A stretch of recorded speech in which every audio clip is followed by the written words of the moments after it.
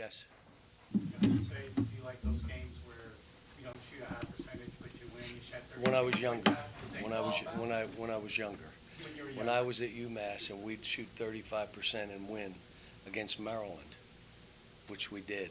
I'm like, that's the greatest game ever because it ends up being a rock fight. And now you figure out, because there's somewhere along the line that's going to happen. And do you have the wherewithal to finish that game? Neither one of us could make a shot. Let me, and I know everybody down here will be panicking and all that other stuff. Last year, they were 1-5, and they went to the Sweet 16. If this team chooses, they got enough talent. If they choose to come together, they got a coach he's proven he's done it. They just got to come together. Do we have to play them again? All right, let's hope they come together after they come and we play them again. But, I feel for him, and because I've been there, and shots don't fall. We were. Oh, did we start the game 0 for 14 or 1 for 1 for 13? And I told him at halftime, "Tell me, Coach, you got unbelievable patience, because I'm watching him miss layups."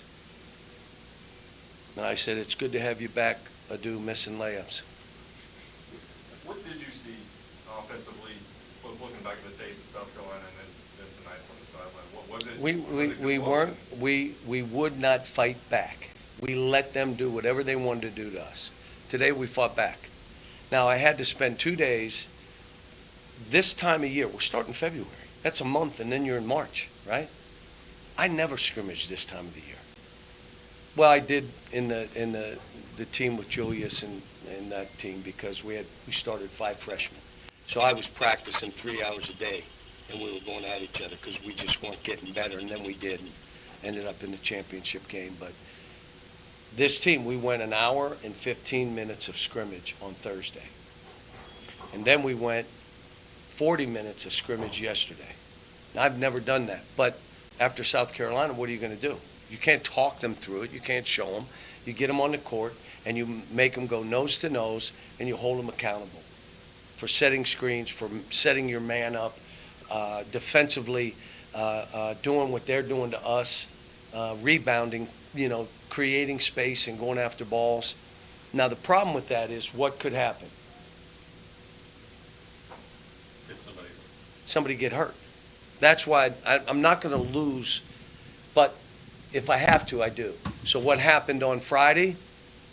Justin got hit and went down, and now he was able to get treatment, but he's a little hobbled because of that. We have enough guys that we could overcome it, but that's why I don't do it. Now my guess is we'll be off tomorrow. Monday I may do exactly the same thing, that same kind of practice. Here we go. I don't know why we started so shaky. I don't know why. But I'll say this. What did Ugo do for us today? Ugo was the difference in the game. Now you say, well, what does that do? Well, he probably moves up. He may start now. And Aaron may come off the bench with Z. I gave Z. Z's just got to catch up to us, and he'll be fine. And he was happy as heck after the game. We won. So he's not worried about it. But DJ had a stretch. I had to take him out. You're not doing that. You're not playing that way. And then he went back in, and he finished the game off. He'll listen. He's so coachable. Most coachable kid that responds to what I say to do, does exactly it at a high level and really hard. So, and then if you want to know with Rob, we found out at the shoot-around that his stomach and all that, and I said, well, then go back to the hotel, see if you can get ready for the game.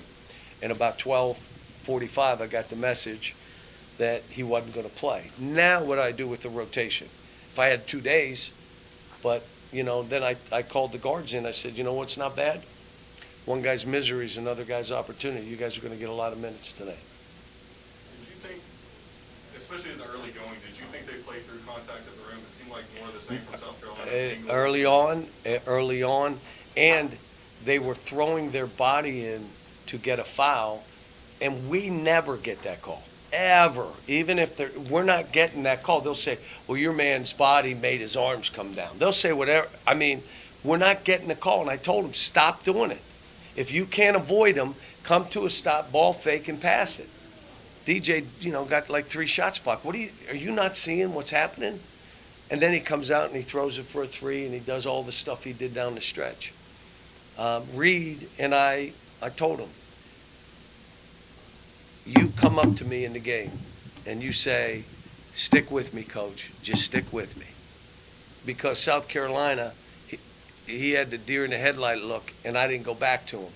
If he'd have come up to me and just stick with me, I'll be fine, I probably would have played him and let him try, because we were searching for everything. But this was one, again, we were able to grind it with them and figure out, we did stuff we haven't done all year, and I got a really smart team that we can do it to try to, most teams are scouting to the point of it's ridiculous. So you almost have to put wrinkles in and tweak stuff week to week. John, even before Edwards got hurt in the scrimmage, it seems like he's kind of hit the freshman wall, for lack of a better way to put it. How do you get him jump-started? He's got to get himself jump-started. The way you build your confidence is through demonstrated performance on that court, and you'll build your own confidence. Part of it is make really easy plays. Don't try to do crazy stuff. Don't do stuff that's going to lead to turnovers or missed layups or bad shots. Don't. Defend, rebound, dive on the floor, get a breakout, make an open 3, bang, and all of a sudden, I got this. Now, let me say this. There's no one on my team. Well, you got 3 guys that have elevated their work. It's been Jordan, which I just want him to get a chance to play, Antonio, and Justin. Justin was in the gym the other night at 11 o'clock getting up shots, and, he's trying to build. Now he's got to carry over what he's doing, demonstrated performance in a game, not for me, for himself.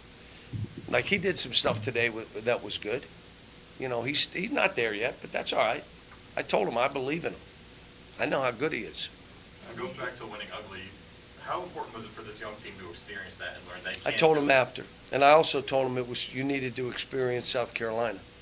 It's just like you'd rather it, for me at my age, close win that you better learn from.